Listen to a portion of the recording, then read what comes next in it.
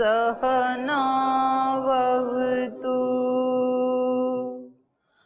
सहनौ भुनक्तु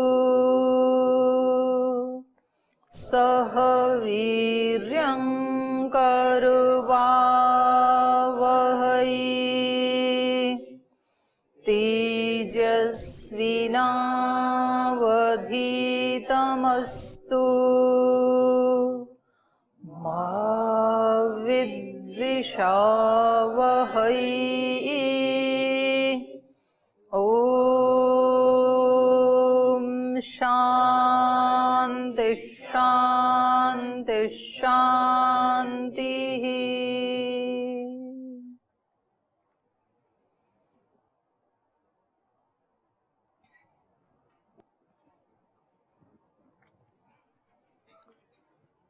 गीता में 16वें अध्याय में हम पढ़ रहे थे,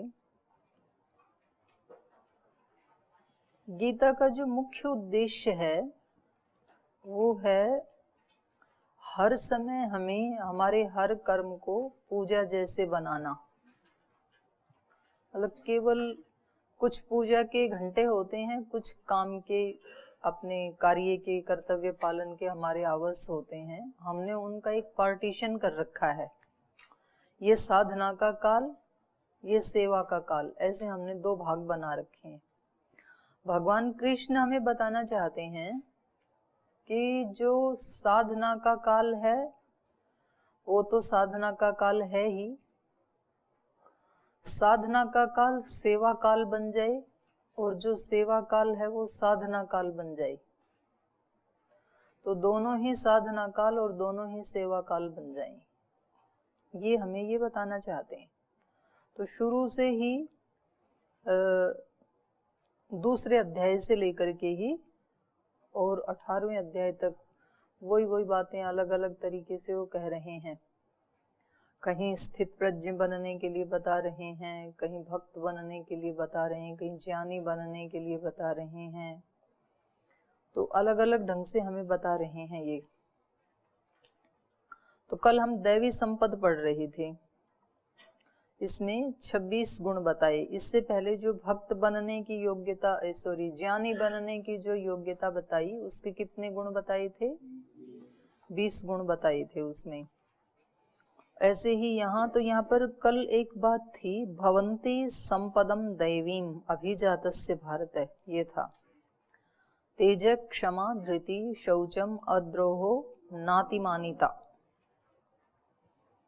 ये दैवी संपद है। अभिजातस्य, जन्मे हुए की, जिसने भी जन्म लिया, जो भी पैदा हुआ, उन सब के लिए ये क्या है? दैवी संपद। तो इस पंक्ति के ना दो अर्थ निकलते हैं, भवन्ति संपदम दैवीम। पहला तो एक तो कल बताया ही था मैंने कि जब व्यक्ति का जी घबराने लगे कि मेरे पास तो कुछ भी नहीं है, तो मैं कैसे कुछ विशेष काम कैसे करूं समाज में, मुझे करने की इच्छा तो है, लेकिन ना मेरे पास धन है, ना मेरे पास बल है, ना मेरे पास ज्ञान है, विद्या है, डिग्रियां हैं, ना मेरी कोई प्रसिद्धि है, ना मुझे कोई जानता है, ना मेरी वाणी में ऐसा कोई ओज तेज है जिसको कोई सुने, तो मैं क्या करूं? ऐसे जब व्यक्ति के अंदर कोई निराशा का भाव आने लगे, मन घबराने लगे, तो सोचना चाहिए कि ये संपदा तो मुझे जन्म से ही मिली है, तो इतनी चीजें तो हैं मेरे पास, ये तो मैं कर ही सकता हूं ना। तो ये अभयम सत्व संशुद्धि से लेकर के और नाति मानिता, यहाँ तक के जो 26 गुण बताए हैं, ये मेरे पास, और सबसे बड़ी पूंजी यही है।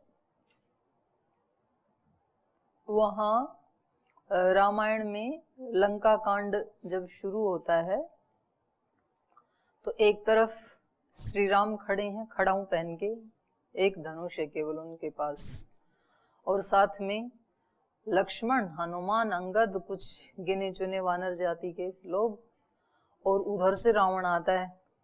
उसका इतना सुंदर बड़ा रथ है, उसमें अनेकों घोड़े जुते हुए हैं, बहुत सारे अस्त्र शस्त्र उसके पास हैं, सुंदर कवच उसके पास हैं जिसको कोई भेद नहीं सकता है, और इतना विशाल काय पर्वत जैसी काया है उसकी।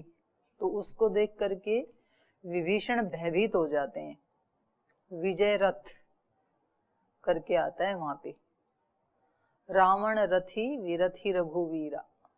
रावण रथी हैं माने रथ वाले हैं, और रघुवीर विरथी हैं, विगत रथ, उनके पास कोई रथ नहीं है। देख विभीषण भयहु अधीरा, इसको देखकर विभीषण बहुत अधीर हो गए हैं। अधिक प्रीत मन भा संदेहा, बंदी चरण कह सहित स्नेहा। पैरों में वंदन करके और सस्नेह उनको हाथ जोड़ करके कह रहे हैं, नाथ न रथ नहीं पद त्राना, के ही विधि जीतब वीर बलवाना। हे नाथ, आपके पास ना रथ है, ना त्राण करने के लिए, अपनी रक्षा करने के लिए कोई कवच है, ना कोई बाण है, आप इसको कैसे जीत पाएंगे? ये तो बहुत वीर योद्धा है रावण। तो वहां पर फिर राम उत्तर देते हैं, सुनहु सखा कहे कृपा निधाना, जेहि विजय होय सो स्यंदन नाना। जिस रथ से विजय होती है वो नाना माने अलग ही तरह का रथ है वो। सौरज धीरज तेहि रथ चाका, उस रथ के चाक माने चक्र, उसके पहिए क्या हैं? शौर्य और धीरज, पराक्रम और धैर्य, और वो दोनों हमारे पास हैं, श्री राम के पास हैं। शौर्य भी है, धैर्य भी है। शौरज धीरज तेहि रथ चाका, कुछ है वो पूरा मेरे को याद नहीं है। और उसमें फिर आगे एक पंक्ति आती है, कवच अभेद विप्र गुरु पूजा, एहि सम विजय उपाय न दूजा। इसके पास तो ये सोने चांदी वाला कवच है, और हमारे पास कौन सा कवच है? कवच अभेद, जिसको कोई भेद नहीं सकता है, ऐसा कवच है मेरे पास। और वो कौन सा कवच है? कवच अभेद विप्र गुरु पूजा, ज्ञानियों की, विप्रों की और गुरुजनों की। तो गुरुजनों में अपने माता पिता आ जाते हैं, अपने बड़े जो आयु में वयोवृद्ध हैं वो आ जाते हैं, जो ज्ञान में वृद्ध हैं वो भी आ जाते हैं, जो सत आचरण करने वाले हैं वो भी आ जाते हैं। ये सब विप्र और गुरु में ही आ जाते हैं। तो श्री राम कैसे हैं? श्री राम ऐसे हैं जो ज्ञानियों का भी सम्मान करते हैं, जो आयु में बड़े हैं उनका भी सम्मान करते हैं। जब वो अपने घर से जाने लगते हैं तो जो मंथरा जिसके कारण इतना सब कर्मकांड हो गया, लेकिन वो आयु में बड़ी है, वृद्ध है, वो वयोवृद्ध है।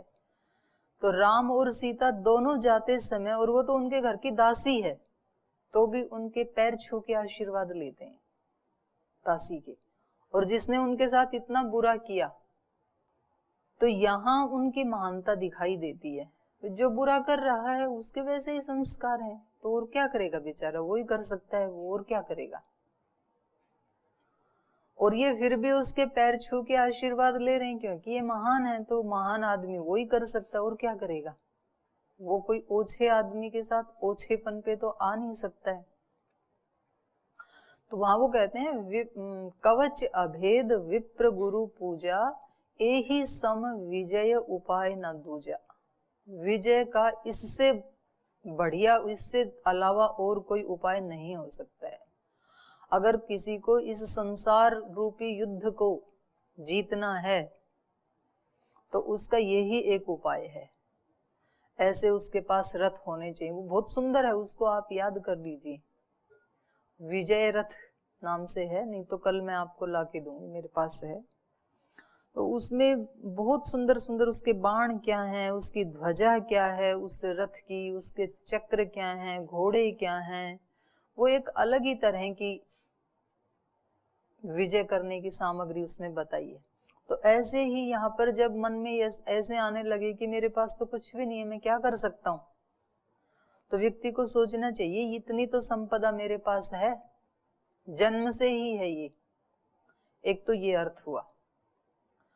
और दूसरा अर्थ ये है कि जब मन इतराने लगे, घबराने लगे, तब तो ये संपदा है मेरे पास, ऐसे सोचना चाहिए। और जब मन में घमंड आने लगे कि देखो मैंने तो अपने चित्त को शुद्ध कर लिया है, मैं अहिंसक हूँ, मैं दान करता हूँ, मैंने दमन किया है, यज्ञ करता हूँ, स्वाध्याय करता हूँ, सत्य का पालन करता हूँ, अक्रोध, त्याग, शांति, अपैशनम, ये सारे गुण मेरे अंदर हैं, ऐसे कभी मन में वो आने लगे, घमंड आने लगे कि मैं औरों से स्पेशल हूँ, ऐसे व्यक्ति को आ जाता है ना, जब उसके पास कोई चीज आती है तो वो अपने आप को एक्स्ट्रा ऑर्डिनरी समझने लग जाता है, उसको लगता है कि हम औरों से विशेष हैं। जो ऊपर वाली पंक्ति में आया था ना अतिमानिता, तो अतिमानिता 3 तरह से आती है। एक व्यक्तिगत रूप से आती है अतिमानिता, एक सांसारिक दृष्टि से आती है अतिमानिता, और एक पारमार्थिक दृष्टि से आती है अतिमानिता। 3 तरह की अतिमानिता होती है। व्यक्तिगत रूप की अतिमानिता कौन सी है? मेरा शरीर औरों से विशेष है, मेरा ज्ञान औरों से विशेष है, मेरी डिग्रियां औरों से स्पेशल हैं, मेरा सब कहना मानते हैं, मेरे पास इतना धन है, मेरे पास सुंदर मोबाइल है, मेरे पास सुंदर गाड़ी है, मेरे पास सुंदर वस्त्र हैं, मैं इतने ऊंचे कुल खानदान में पैदा हुआ हूँ। ये सारी व्यक्तिगत अतिमानिताएं हैं। इन सब चीजों से व्यक्ति अपने आप को औरों से स्पेशल समझता है, विशेष समझता है। यहाँ तो मैं एक ऊंचे प्रतिष्ठित पद के ऊपर आसीन हूँ, तो दूसरे तो नहीं हैं, ऐसे सोच के उसमें अतिमानिता आती है। और दूसरा होता है सांसारिक दृष्टि से, सब मेरा ही कहना मानते हैं, हमने जो एक निर्णय दे दिया, किसकी मजाल जो उसकी अवहेलना कर सके। पहले होते थे ऐसे सिस्टम होते थे, न्यायालय नहीं होते थे, गांव में कोई एक व्यक्ति न्याय कर देता था, या कोई राजा महाराजा होते थे तो वो न्याय कर देते थे, उनके वहां दरबार लगता था, इस तरह से न्याय होता था, कोई जज नहीं करता था। ये तो अभी तक भी वहां कर्नाटक में तो अभी तक भी वीरेंद्र हेगड़े जी है ना, धर्मावरम सुना है नाम? अभी भी आज भी बड़ा सा एक स्थान है, वहां पर लाखों लोग आकर के रोजाना खाना खाते हैं फ्री, बहुत बड़ा उनका, उस स्थान का नाम ही धर्मावरम है। तो वहां अभी भी एक उनके बड़े भाई बैठते थे पहले, अब वो चले गए, तो अब वो बैठते हैं, वीरेंद्र हेगड़े जी। यहाँ ये भी थे अपने, यहाँ बड़े व्यक्ति हैं, उनका बड़ा व्यक्तित्व है, जैसे श्रद्धेय स्वामी जी महाराज का नाम है यहाँ, तो वो उस पे बैठते हैं। और वो जो आसपास का इलाका है ना, तो वो लोग अपना वो लेके आते हैं, केस लेके आते हैं, दोनों पक्ष आएंगे और बोल जी जो इन्होंने कह दिया ना वो हमारे लिए फाइनल है, वो कोई उसमें कोर्ट केस ऐसे कुछ नहीं करते हैं वो लोग। वो बैठते हैं उस आसन के ऊपर, और वो उससे परंपरा से चली आ रही है वो पीठ, सिद्ध पीठ, किसी व्यक्ति ने तप किया था वहां, उसके बाद दूसरा तीसरा ऐसे वो चला आ रहा है। तो वो ऐसा मानते हैं कि उस पीठ पे बैठने के बाद कुछ ऐसा होता है कि उस व्यक्ति का जो बैठने वाला है उसका अपना व्यक्तिगत सोच जीवन वो एक साइड हो जाता है, और ऊपर से बिल्कुल कोई न्याय की ही बात आती है और उसको वो सुना देता है फैसला। वो कहता है आप ऐसे करो, आप ऐसे करो, और उन लोगों का ऐसा विश्वास है कि एक के हित में आएगा फैसला, दोनों के हित में तो आ नहीं सकता है। लेकिन जो विक्टिम है, जिसके हक में फैसला नहीं आया, वो व्यक्ति कोई शिकायत नहीं करता है, वो उसको मान लेता है। तो ऐसा किसी का रुतबा हो तो फिर उस व्यक्ति को ये लगता है ना कि मैं औरों से स्पेशल हूं, तो ये अतिमानिता आने के उसमें चांस हैं। एक फिर पारमार्थिक दृष्टि से भी आती है, व्यक्ति सोचता है कि मैंने ज्यादा जप किए हैं, मैंने तो 1 करोड़ जप किए हैं, मैंने तो इतने वर्ष मौन साधना की है, मैंने तो इतने उपवास किए हैं, मैंने इतने यज्ञ किए हैं, हमने इतने दान किया है, हमने इतना स्वाध्याय किया, 4 वेद पढ़े हैं, 4 वेदों से यज्ञ किया है, तो ये पारमार्थिक दृष्टि से भी व्यक्ति दूसरों को हीन और अपने को उत्कृष्ट समझने लगता है कभी कभी। तो वो किया वो तो बहुत अच्छा था, लेकिन करने के बाद ये जो भाव आ गया कि ऐसा कौन कर सकता है हमारे जैसा, तो ये वो फिर सारा एकदम उस पे मिट्टी डाल देते हैं हम। तो इस तरह का जब अहंकार आने लगे तब ये सोचना चाहिए भवन्ति संपदम दैवीम, ये मेरे अंदर जो गुण है ना ये मेरे नहीं है। ये संपद कैसी है? दैवी संपद है, ये देव की संपद है, ये मेरी नहीं है, भगवान की संपदा है ये। क्योंकि ये मेरे को कब मिली? अभिजातस्य, पैदा होते ही मिली। इसके लिए मैंने कोई पुरुषार्थ किया ही नहीं था। बाकी की संपदा कब मिलती हैं? मेहनत करने के बाद। ये संपदा कब मिल गई? जन्म के साथ। जन्म के साथ हमें माँ मिली, पिता मिले, सूर्य मिला, चांद मिला, धरती मिली, वायु मिली, आकाश मिला, ये सारी चीजें हमें मिली। तो ये सब किसकी कृपा है? ईश्वर की कृपा है। हमने थोड़े ना सूर्य बनाया था अपने लिए कि चलो अब हम धरती पे जाते हैं तो हमें प्रकाश के लिए एक सूर्य की जरूरत पड़ेगी, तो पहले एक सूरज बनाते हैं, फिर वहां मनुष्य शरीर धारण करेंगे तो ऑक्सीजन की जरूरत पड़ेगी, तो चलो एक वायु नाम का भूत बनाते हैं पहले, फिर उधर घूमेंगे फिरेंगे क्रियाएं करेंगे तो स्पेस की जरूरत पड़ेगी, एक आकाश नाम का भूत बनाते हैं, फिर वहां कुछ साग सब्जी फल खाएंगे तो एक धरती का भूत बनाते हैं, उसमें भी एक बीज डालेंगे और हजारों गुणा वो बना के देगा। श्वेताश्वतर उपनिषद में आते हैं ना, एकम बीजम बहुधा यह करोति, जो एक ही बीज को अनेक प्रकार वाला बना देता है, वो शक्ति कौन है? वो ब्रह्म है। वो ही एक को अनेक धा बना देता है। वो एक बीज को, माने हमारे अंदर एक भी यदि सद्गुण का बीज है तो वो एक ऐसी शक्ति है कि उस एक सद्गुण के बीज को कैसा बना देती है? बहुधा, अनेक प्रकार की प्रतिभाओं से संपन्न हमें बना देती है। कोई साधक यदि अच्छाई के एक बीज को भी यदि बो देता है मतलब उसको आचरण में ले आता है, उसको दूसरों की सेवा में लगा देता है, अच्छाई के एक बीज को भी, कोई भी एक चीज, तो उसमें हजारों अच्छाइयां आ जाती हैं फिर। तो ये शक्ति ब्रह्म की ही है। एकम बीजम बहुधा यह करोति, जो एक बीज को अनेक प्रकार का बना देता है। धरती माता भी तो यही करती है ना।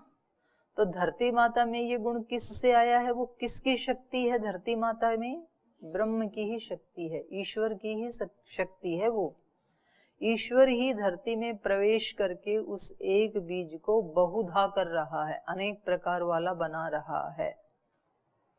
तो ऐसे साधक को सोचना चाहिए कि ये संपदा मेरी नहीं है, ये संपदा किसकी है? ईश्वर की है। मैं ईश्वर की संपदा का सदुपयोग कर रहा हूं और ये संपदा सबके रूप से, सामान्य रूप से उपलब्ध है। ये केवल मेरे लिए स्पेशल नहीं है। कोई भी व्यक्ति धैर्यशाली हो सकता है, उसमें मेरी क्या स्पेशलिटी है? कोई भी व्यक्ति अहिंसक हो सकता है, कोई भी व्यक्ति सत्य का पुजारी हो सकता है, कोई भी व्यक्ति क्षमाशील हो सकता है, कोई भी व्यक्ति त्यागी हो सकता है।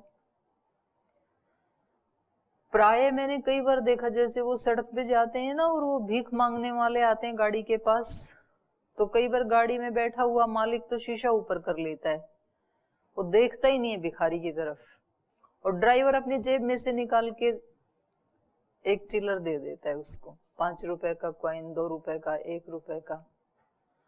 तो मतलब मालिक से ज्यादा उसके अंदर दान देने की प्रवृत्ति, ऐसे भी देखा जाता है कभी। तो किसी के अंदर भी दानशीलता हो सकती है, किसी के अंदर भी त्याग हो सकता है। त्याग का मतलब ये थोड़ी है कि किसी के पास महात्मा बुद्ध जैसा एक साम्राज्य हो फिर वो उसको छोड़े, उसी का नाम त्याग है।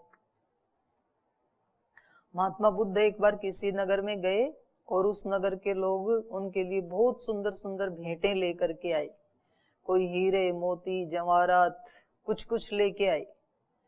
फिर एक वहां बुढ़िया माता जी रहती थी, तो उनके पास कुछ तो था नहीं, लेकिन उसके खेत में कुछ एक कोई फल लगा था उससे पहले दिन, तो वो तोड़ के लाई थी। वो ही उसका आहार था, उसके यहाँ खाने के लिए कुछ भी नहीं था, वो फल ही उसको 2 टाइम खाना था, सुबह शाम। मतलब उसके आज का पूरा दिन का आहार था, और कल के लिए कुछ भी था नहीं घर में। उसने सोचा मैं तो एक दिन उपवास कर लूंगी, कल की कल देखेंगे, भगवान कुछ देगा तो खा लेंगे। महात्मा बुद्ध कौन से रोज रोज आते हैं, अब मेरे पास और तो कुछ है नहीं, तो मैं अपना यही दे आती हूँ। तो उन्होंने जाकर के वो चढ़ा दिया, उनको वो फल चढ़ा दिया। तो उनके शिष्यों ने, सब शिष्य लोग होते हैं ना, वो बटोर के रखते हैं और लिखते जाते हैं। और आजकल तो देने वाले भी चालाक हो गए, देते समय अपना नाम लिखते हैं लिफाफे के ऊपर। हाँ भाई, क्या पता वो मिल जाए, रड़ जाए कहीं, तो किसको क्या पता कि किसने क्या दिया था। तो उसमें नाम लिख दें तो सुविधा रहती है, ताकि जब हमारे घर में फंक्शन होगा तो वो भी हमें इतनी ही कीमत की चीज वापस लौटा के जाएं। नहीं तो पता चला हम 10,000 की दे आए, उसको पता ही नहीं, हो सकता है वो अगली बार 10 रुपए की लेके आ जाए, तो लॉस हो गया ना फिर। तो उनके शिष्य संभाल रहे थे सारी भेंट, और उन्होंने कहा महाराज ये भेंट आई हैं, तो अब आप बताइए आज जो भेंट आई, जो दान आया, इसमें सबसे बड़ा दान किसका? शिष्यों ने कहा। तो किसी दूसरे शिष्य ने कहा उस व्यक्ति का, मतलब जिसका भी सबसे ज्यादा था, कीमती था। तो महात्मा बुद्ध ने कहा भिक्षुओं शांत रहो, आज की डेट में सबसे बड़ा दान है उस बुढ़िया माता जी का। तो उन्होंने कहा ये वो एक छोटा सा फल दे के गई, वो भी खेत में लगा हुआ जंगली फल, वो भी मार्केट से खरीद के लाई नहीं, अच्छी क्वालिटी वाला।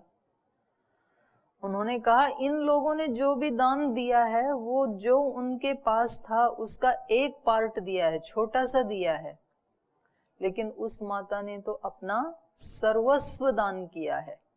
उसके पास जितना भी था उसने एक टुकड़ा नहीं दिया, सब कुछ दिया है। तो हम क्या देते हैं? हम भाव से एक फूल देते हैं, उसकी कीमत होती है, उसके साथ उस व्यक्ति का हृदय जुड़ा होता है, उसके भाव जुड़े होते हैं, उसकी पैसे में कीमत नहीं आंकी जा सकती है। जब कोई किसी को भेंट देता है तो कोई भी व्यक्ति त्याग कर सकता है, यही त्याग होता है। त्याग के लिए जरूरी नहीं है कि कोई बहुत बड़ी कीमत हो, कोई भी व्यक्ति सेवा कर सकता है, कोई भी व्यक्ति क्षमा कर सकता है, कोई भी व्यक्ति अहिंसक हो सकता है। तो ये सारे तेज, क्षमा, धृति, शौचम, ये सारे जो गुण हैं, ये मेरे अंदर किसके हैं? भगवान के हैं। और जैसे ये मेरे पास हैं, ऐसे ये सबके पास हैं। तो फिर व्यक्ति में अतिमानिता नहीं आएगी, तो फिर उसका बचाव हो जाएगा। तो ये 2 अर्थ हैं इसकी, भवंती संपदम दैवीम अभिजातस्य भारत। अब आगे आज चलेगा आसुरी संपद। उसको शुरू करने से पहले आपका कोई प्रश्न हो तो पूछ लीजिए, बाद में अगले पे चलते हैं। किसी का प्रश्न है कोई दैवी संपद को लेके? हाँ जी, इनको माइक दे दीजिए।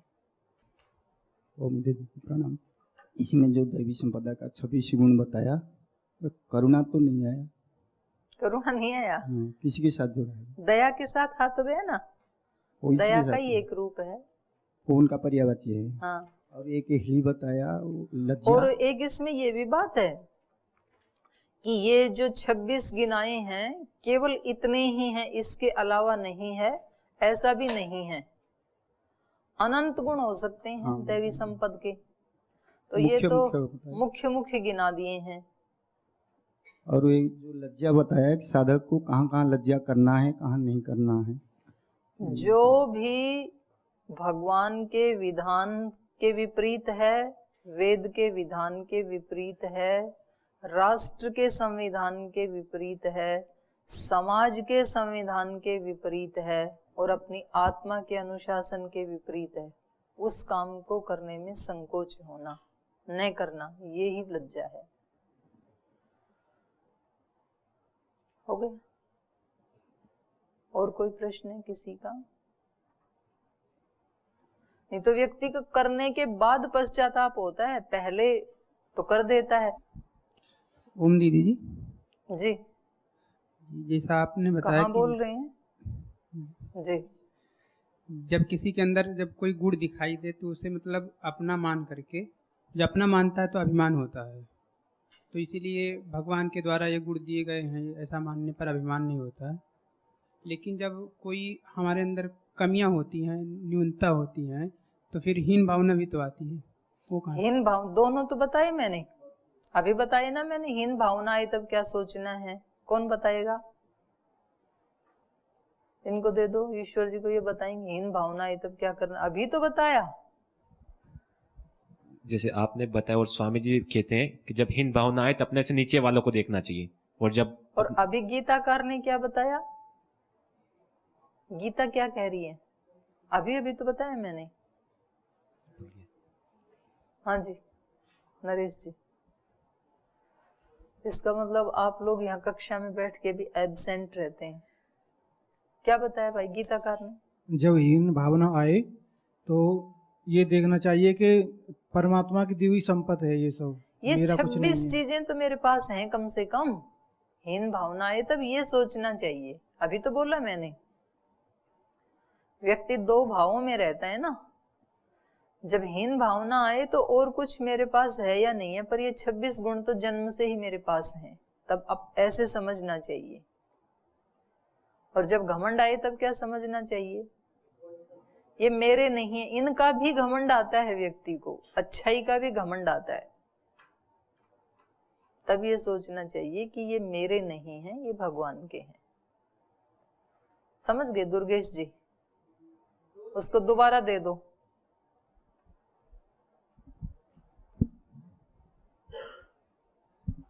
दीदी जी, हमारा ये कहना था कि गुण तो मानते हैं भगवान के, फिर दोष जो होते हैं वो फिर किनके मानेंगे? दोष अपने हैं दोष।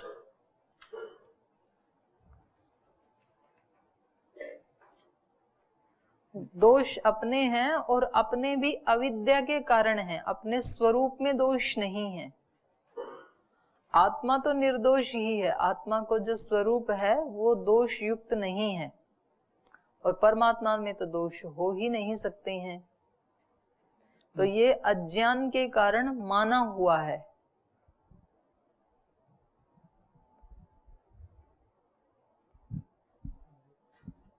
दीदी थोड़ा गीता से हटके मेरे मन में एक प्रश्न है कि शिक्षक, आचार्य और गुरु, इनको अलग अलग समझें या एक ही समझें? एक भी है, थोड़ा थोड़ा अंतर भी है। शिक्षक वो होता है जो केवल हमें शब्दों से ज्ञान देता है, सूचनाएं देता है, केवल शिक्षक वो होता है। शिक्षा और दीक्षा दो शब्द आते हैं ना, तो शिक्षा वो होती है जो हमें इंफॉर्मेशंस दी जाती हैं, सूचनाएं देता है वो व्यक्ति। वो भी बहुत बड़ी बात है, क्योंकि उसने स्वयं कहीं से पहले उनको संचित किया है, उसने भी तप किया है, उसने पुरुषार्थ किया है, उसके लिए एकाग्रता बनाई है, और वो इकट्ठा करके जो उसके पास पूंजी थी, जमा पूंजी थी, वो हमें दे रहा है। तो वो शिक्षक होता है। वो कहता है मैंने आपको अच्छी चीज उपलब्ध करवा दी, अब आप इनका साक्षात्कार स्वयं कीजिए। मेरे पर्सनल जीवन में, व्यक्तिगत जीवन में आपको देखने की जरूरत नहीं है मैं कैसे जी रहा हूं। यद्यपि वो संयमित जीवन ही जीता है, तभी वो इतनी सूचनाएं इकट्ठी कर पाया, लेकिन तो भी आप उसको ये कह नहीं सकते हैं। और दूसरा हुआ आचार्य। आचार्य कस्मात आचरणात्। वो ज्यादा शब्दों का उपदेश नहीं देता है, वो वैसा जीता है खुद। तो उसको देख करके, जैसा हमारे आसपास का एक इन्वायरमेंट होता है ना, वैसा ही हमारा भी करने को मन करता है। जैसे आप कहीं जाएं और कहीं पर वो ढोल बज रहे हों, तो उसके राजसिक शब्द हैं, तो व्यक्ति के पैर उठने लगते हैं अपने आप ही, उसको इच्छा होती है। और जैसे बस में जा रहे हैं तो वहां लिखा होता है 1 2 3 सीट नंबर पे सोना सख्त मना है, क्योंकि वहां कोई ऐसे उबासी लेगा, कोई ऐसे ऐसे गिरेगा तो ड्राइवर को भी नींद आ सकती है। और ड्राइवर को नींद आई तो सब गहरी नींद में सो जाएंगे फिर सदा सदा के लिए। अगर ड्राइवर सोया तो सब सो जाएंगे। तो इसलिए उन सोए हुए को देख करके इसमें तामसिकता आती है। राजसिकता को के एनवायरनमेंट में रह करके राजसिकता आती है व्यक्ति में। सात्विक एनवायरनमेंट में रह करके हमारे अंदर भी सात्विकता आती है।